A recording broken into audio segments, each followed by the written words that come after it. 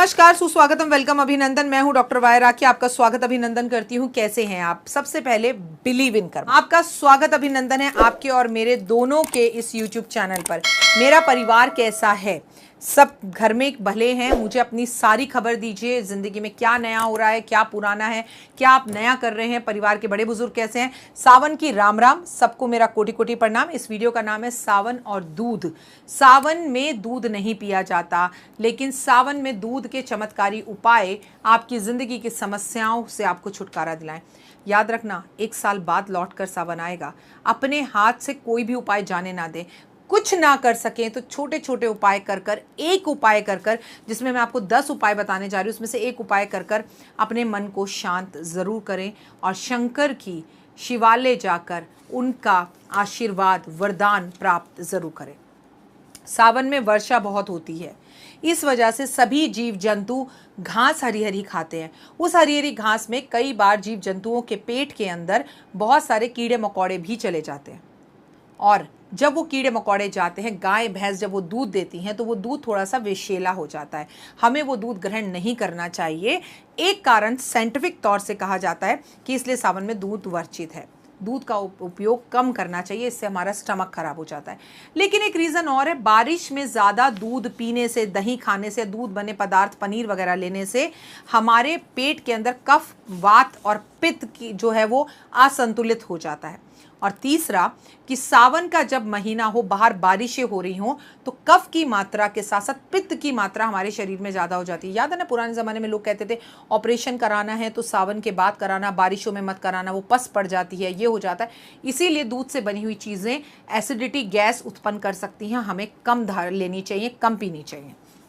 अगर आप अपने घर में किसी को बहुत ज़्यादा गुस्सा आता है और उसके गुस्से पर काबू ही नहीं हो रहा, उसके गुस्से की वजह से घर का पूरा माहौल ख़राब हो रहा है, घर में पैसा, धन, दौलत, शोहरत सब कुछ है, लेकिन एक गुस्से की वजह से जब चीज़ें ख़राब हो रही हैं, तो जो भी घर के अंदर खाना बना रहा है उससे कहिए रात के टाइम पर जब गैस बंद करनी हो तो गैस को सीधे से बंद ना कर कर पानी में दूध मिलाकर दूध के छींटों से उस व्यक्ति का नाम ले और गैस को बुझाएं। 1, 2, 3 जितनी बार भी बुझे और उसका नाम ले लें। इसका गुस्सा शांत हो, इसका गुस्सा। सपोज डॉक्टर वाई राखी को बहुत गुस्सा आता है, डॉक्टर राखी का गुस्सा शांत हो, राखी का गुस्सा शांत हो, राखी का गुस्सा शांत हो। ये उपाय सावन के पूरे महीने में माँ, बहन या घर में कोई कुक खाना बनाता है, महाराज खाना बनाते हैं, तो भी आप उनसे करवा सकते हैं। ऐसा करने से उस व्यक्ति के गुस्से में चमत्कारी रूप से 3 दिन में फर्क दिखाई देगा। अच्छा, ये उपाय आप अपने खुद के लिए भी कर सकते हैं। ऐसा नहीं है कि ये उपाय आप अपने लिए नहीं कर सकते हैं। अगर आपका विवाह नहीं हो रहा तो आप हर रोज दूध में केसर मिलाकर शिवलिंग पर अर्पण करना शुरू कर दें। चाहे इतना सा ही करें, ज़्यादा ना करें, आपके विवाह के रास्ते खुलने शुरू हो जाएंगे। बीमारी दूर करनी है आपको, बीमारी से बेहद ज़्यादा परेशान है, तो कच्चा दूध, काले तिल और पानी शिवलिंग पर हर रोज अर्पण करना शुरू करें। इससे आपकी सेहत में सुधार होगा। दूध में शहद मिलाकर शिवलिंग पर अर्पण करने से आपके प्यार के रिश्ते मजबूत होते हैं, आपकी लव लाइफ के रास्ते खुलते हैं और आपका प्रेमी आपकी ओर आकर्षित होता है। दूध में चीनी मिलाकर शिवलिंग पर अर्पण करने से आपकी ज़बान जो कड़वी होती है, आप कहते हैं ना बार बार मेरे मुंह से गाली निकल जाती है, मैं देना तो नहीं चाहता लेकिन मेरी ज़बान ख़राब हो जाती है, मुझे गुस्सा बहुत आता है, मैं गुस्से में ज़्यादा बोल जाता हूँ, उस ज़बान में मिठास आनी शुरू हो जाती है। पितृदोष दूर करना है तो दूध में गंगा जल मिलाकर, और वो जल आपके घर की किचन की रसोई से लेकर उसमें गंगा जल मिलाकर शिवलिंग पर अर्पण करने से पितृदोष खत्म होता है। दूध में घी मिलाकर शिवलिंग पर अर्पण करने से ओए होए यश, नेम, फेम, जहां आप जाएंगे लोग कहेंगे ओए होए बस इसी के जैसा बनना है, ऐसा ही होना है, आपका नाम दुनिया में रोशन होता है। दूध में दही मिलाकर चढ़ाने से, ऐसा करने से आपको बहुत ज़्यादा जल्द सरकारी नौकरी प्राप्त होती है और आपकी जादुई रूप से परेशानियां दूर होना शुरू हो जाती हैं। तो मैंने आपसे बताया दूध में दही मिलाकर करने से ये जो खास उपाय है ये फ़ायदेमंद होता है। मैं डॉक्टर वाई राखी जुड़ी हुई हूँ आपके साथ अपने इस यूट्यूब चैनल पर। आप मुझे इंस्टा पर, फेसबुक पर, यूट्यूब पर फॉलो ज़रूर करें। आप मेरे 2 मिनट के उपायों को हर रोज़ ज़रूर देखें, लेकिन इन खास उपायों को देखना बिल्कुल ना भूलें, जहाँ मैंने बहुत मेहनत करी है और आपके लिए एक एक पैनल लेकर आई हूँ, एक एक चीज़ लेकर आई हूँ कि कहीं से आपसे कुछ दूध, कहीं बेलपत्र, कहीं चीनी, कहीं घी, कुछ भी ऐसा ना हो जो सावन में मिस हो जाए।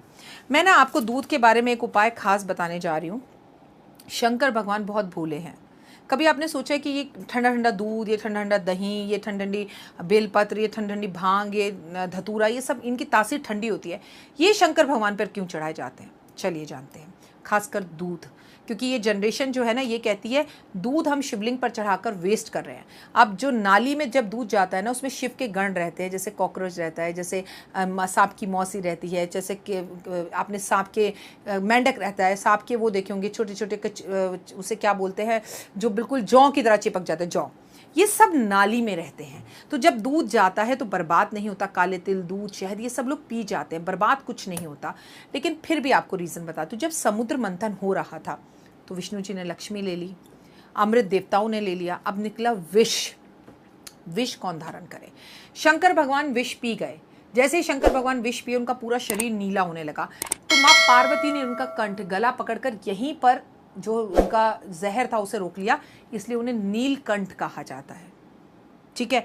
और यहाँ पर उन्हें बड़ा दर्द होने लगा, उन्हें जलन होने लगी। उस विष की गर्माहट से, जलन से शंकर भगवान तड़पने लगे और पार्वती माँ ये देखकर रोने लगी। तभी सभी देवी देवता भागे।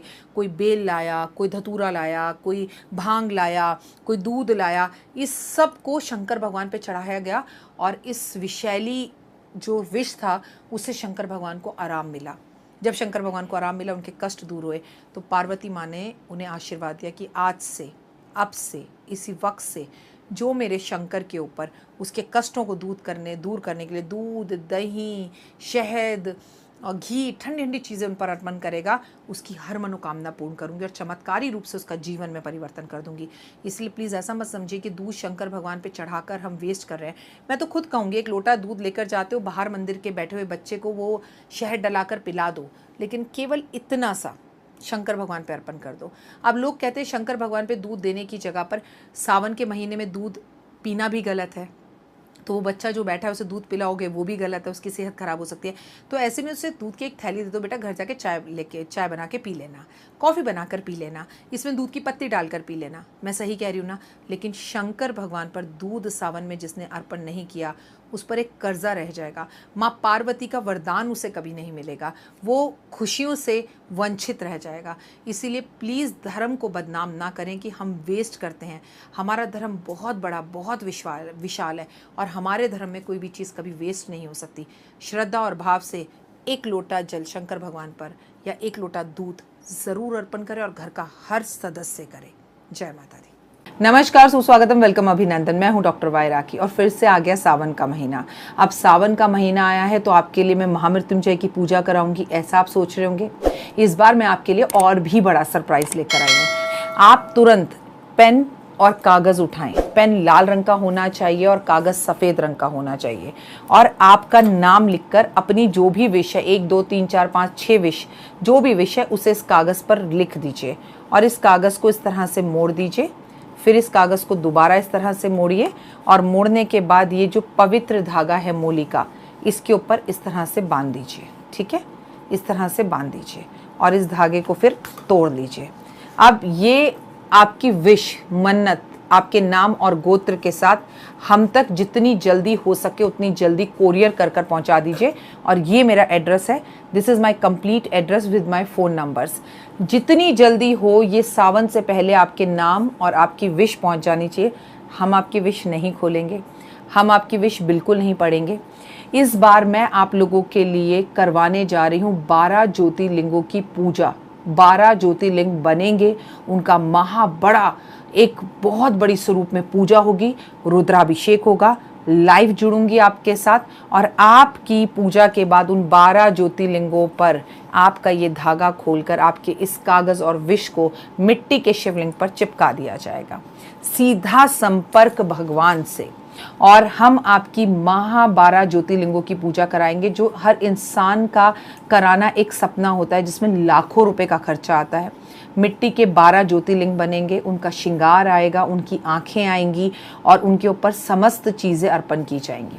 इसमें आपको अपने कागज़ के अंदर 104 रुपये आपको डालकर भेजने हैं और प्लीज़ बैंक अकाउंट में अगर आप पैसे भेजेंगे तो हम वो पैसे आपके अकाउंट में वापस रिटर्न कर देंगे, क्योंकि आपकी विश, आपके पैसे जिस दिन पूजा है उसी दिन खोले जाएंगे, उससे पहले नहीं खोले जाएंगे और आप ही के पैसे से ये पूजा कराई जाएगी। इस बड़ी पूजा का हिस्सा बनने के लिए आप जल्द से जल्द हमसे संपर्क करें। आपकी विशेस का इंतजार रहेगा और विशेस आपकी उसी दिन पूजा पर खुलेंगी। किस दिन होगी ये पूजा, ये जानकारी आपको मेरे चैनल पर जल्द से जल्द मिल जाएगी, लेकिन फिलहाल खत लिखना भेजिए। और हाँ, अगर पैसे नहीं हैं आपके पास तो कोई हार्ड एंड फास्ट रूल नहीं है कि आपको पैसे भेजने कंपलसरी हैं। मैं हूं ना, अगर जिनके पास पैसे नहीं है उनके पैसे मैं अपने परिवार की तरफ से खुद दूंगी, क्योंकि ये पूजा आपके भेजे हुए सब लोग भी पैसे भेज दे तो भी नहीं हो सकती।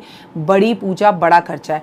बस मैं चाहती हूँ आपकी कमाई, आपका पैसा शिवलिंग पर सीधा जाए, पंडितों के पास जाए और आपको उसका फल पूरी तरह से मिले। तो जो भी आप कर सकते हैं, 4 रुपये भी भेज सकते हैं तो 4 रुपये भेज दीजिए, लेकिन आप देने में समर्थ हैं और आपकी आर्थिक स्थिति सही है तो कंजूसी मत करिएगा, क्योंकि अगर आप कंजूसी करेंगे तो ऊपर वाला भी कंजूसी